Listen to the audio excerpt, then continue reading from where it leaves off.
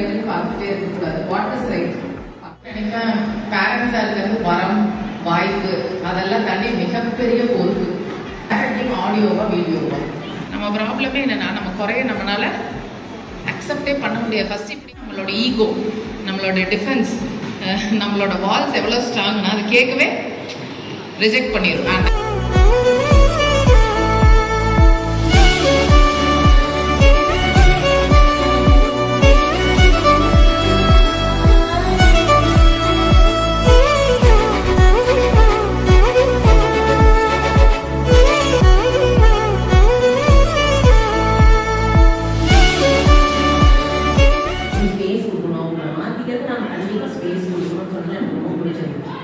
செயலே சிறந்த சொல் அப்படின்னு சொன்னது ரொம்ப எக்ஸலண்டாக இருக்குது. ஜென்ரலாக பேரண்ட்ஸ் அட்வைஸ் தான் பண்ணுவோம், செய்ய மாட்டோம், இன்க்ளூடிங் வீக்.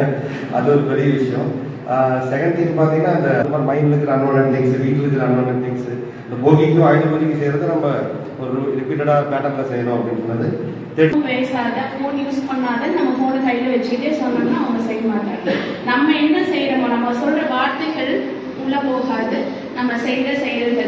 ஸ்கூலில் படிச்சுட்டு இருந்தேன், ஒர்க்கே லீவ் போட்டுரும் அப்படின்னா, நம்ம ஸ்கூலுக்கு வந்ததுக்கு லீவு 1 டே கூட கிடையாது.